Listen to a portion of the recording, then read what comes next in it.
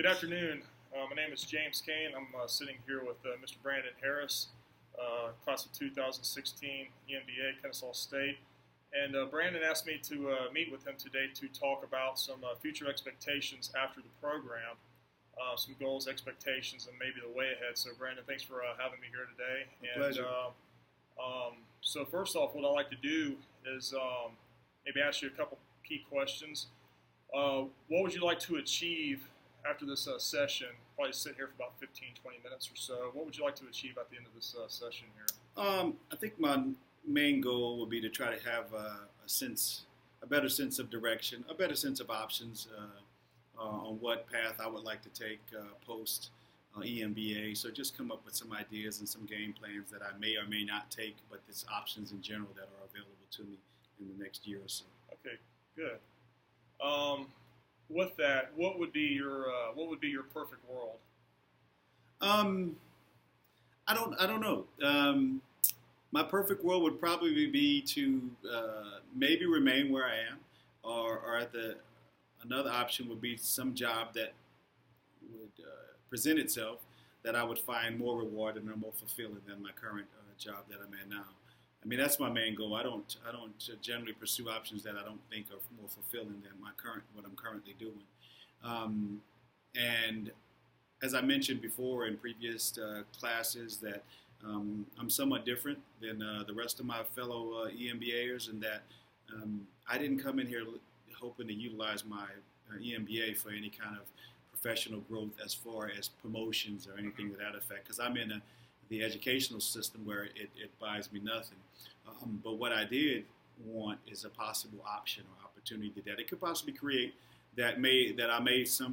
opportunity may present itself that I may find more rewarding or more fulfilling Sure. than my current role that I am now. So that's just it. That's where I'm looking forward to. And if an option presents itself, hey, then I will do my due diligence and research and see if I will find it rewarding. But I'm more than comfortable staying in my present role that I have now. Gotcha. So basically, you're looking for just create some more doors that are open, some more opportunity, and whatever that arise. And if it seems to benefit you in the long run, then that's something that maybe a path that you would go down. That's correct. Okay. I know it's I know we talked to some specific goals and everything. Anything really specific with that, or just more opportunities, opening doors, or? Yeah, I don't even know if I'll search. I think it's more of if an opportunity presents itself than more of me actively pursuing an opportunity. Because again, I'm comfortable. My whole perspective at this stage in my career, because I'm already once retired, Sure. is I want to balance compensation with quality of life. Gotcha. I had an opportunity in the airline industry with JetBlue Airlines, but I didn't enjoy the fact that the away time, the home time, the quality of life did not balance for me with the compensation. So the compensation was great, but the quality of life wasn't. So I'm looking for that balance. So that's why I chose the field that I am now, because I'm at a point in my life where I want to get back to my kids. I want to be there for my kids. I'm a career military guy, which means I was gone a lot and spent a lot of time away from my kids. Now that they're approaching their teenage years, I want to be there. So Awesome. I don't know if I necessarily pursue anything, but if an opportunity should present itself via the lecture series we go to, or the networking, the great networking that we have in the EMBA program, if something should present itself that I find intriguing or interesting, then I definitely would do my due diligence and research it and see where it may take me. Good deal. Let's talk about reality for a minute. Where do you think you're at with those goals? Maybe right now. I think I have. That's a tough question. I don't know if I've achieved all the goals that I want to achieve. I think I definitely have some growth personally. So I try to, maybe learn some lessons from my professional career that may bring over to my personal growth side. But right now I'm content. I think the growth I would like to achieve in my current role as an educator is probably more responsibility, more of a administrative influential type person within the school itself. I touch a lot of lives being in the JROTC program, so that part is fulfilling. So maybe I can move up to some position. I don't desire to be a high school principal, not at all, but maybe I could be in some of her executive staffs or whatever. That is policy making, or that is, have a more direct impact on what I think or how I think things should run. Sure. So up to this point in your career, naval officer, over 20 years in, you're currently in the JRTC role. A lot of success so far. Is there anything else that may have contributed to some of your success so far, and were maybe helping you pave the way ahead? I just think being a career military guy, and just in general, one of the things I've tried to do throughout my life and throughout my career is to pick something or find some positive trait about an individual or person or group or team that I work with, and use that to help shape my frame of mind or my growth as a person. Sure. And I think I've always worked, definitely in the military, with many different people and personalities and perspectives and characteristics that I can take a little bit from. Some people, as in life in general, you don't want to take too much from because you don't agree with maybe their philosophy on how they work or how they live.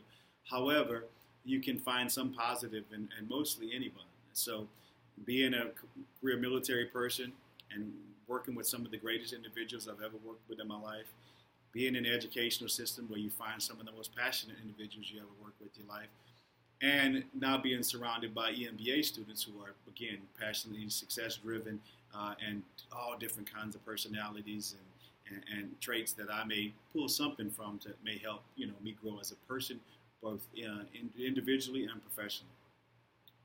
Deal. This may seem like an obvious question, but is there anything that you're working on right now to help you achieve those future goals? I think my biggest thing being a high school educator is patience. Okay, patience. It's a good virtue. Yes, exactly. That's one of the main things I've been focusing on.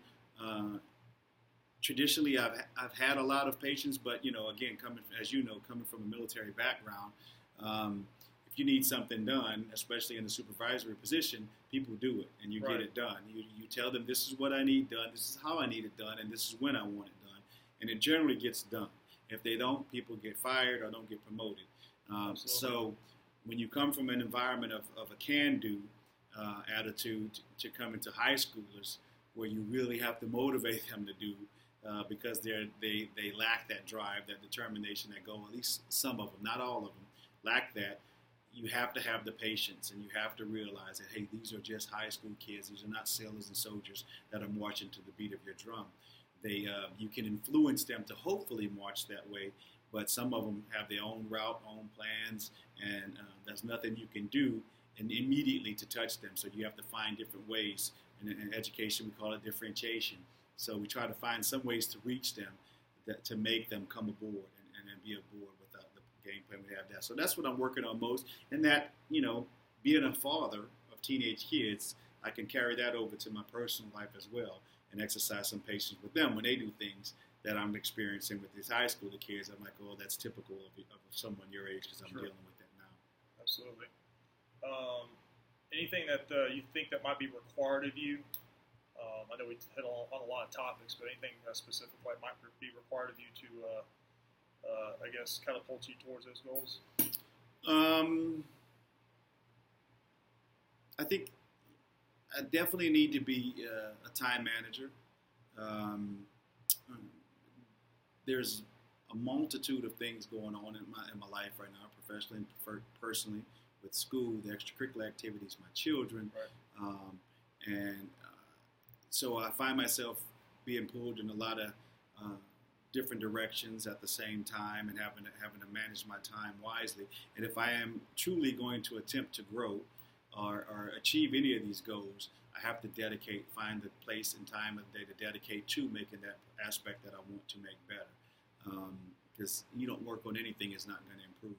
So to just say it and not actively put forth an effort to improve in that, right now we're talking about patience, I don't think I'll achieve it. So the biggest thing now is to try to find time to reflect, time to come up with a strategy, a game plan on how I can improve in that area that I don't necessarily know. All right, cool. Let's talk about some options real quick. Do you right now, do you have any options that are maybe opened up to you, or have you maybe looked to do any type of research through as far as the opening other opportunities in the future? Yeah, right now nothing is in front of me other than what I do right now. Okay. And that's another thing too. We talk about growth. I always, as with people in most occupations, you want an opportunity to grow, whether it be responsibility-wise, financially, whatever your goal is, you want an opportunity to grow. And I have growth opportunities in the educational field system. There's plenty of options I can pursue, whether it be administratively. Financially, I can grow by getting certain degrees, education specialists, or anything like that the county rewards you financially for achieving your higher or secondary postgraduate type education. So those are my growth opportunities that I pursue there. But again, it's another reason why I didn't. I wasn't that enthused about the commercial airline industry because there wasn't any real opportunity to grow. Yeah, gotcha. You can be a right seater and then you can work your way over to be a captain, but there's no other than that. That's all based on timing and it's far less based on performance. It's just based on you being safe and waiting your time. So so this is just something rewarding. So nothing is throwing itself or presenting itself to me right now. I'm sure some options or opportunities may create themselves in the near future with graduation right around the corner, relatively speaking. And then I'll just take those on as they come. But right now, like I said, not pursuing, and nobody's knocking on my door saying, "Hey, we got to have you. Please stop what you're doing." Right. And you have a long, illustrious career militarily, also with the junior ROTC in Cobb County. Have you, at any point in your time, faced any similar situations before, such as this, that opportunity, looking for that golden nugget or anything? No, I think the only time that ever presented itself, well, twice, was at the halfway point of my military career. I had an opportunity to call it a career at 10 years, not a retirement, but a career. So it was a difficult decision for me. It was a time that, pretty much most military pilots were getting out and going into the commercial industry. So I had an opportunity. I had airlines out there calling, asking for applicants, needing pilots. So the hire rate was extremely high at that time. And I had a military guard unit that was asking me to come fly F-16s with them as a weekend warrior. So it was a tough decision. But then that's when I sought mentorship and sought advice of my peers and some people senior to me to ask them what was their advice. And to a man and a woman, for that matter, they all said, "Hey, you'd be more rewarded to stay in and get a retirement. Do your these last few years or blow by," they all encouraged me, "and then you'll have a retirement for the rest of your life." So that was a tough decision, and I chose to ride it out and do the retirement thing, and I'm happy for that decision to this day. Good deal. Anything you would do differently? I don't know.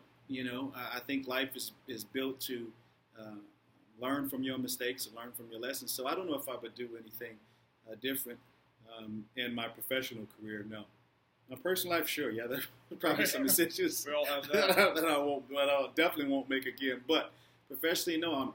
I've had a rewarding professional career thus far, and hopefully it'll be even more rewarding in the future.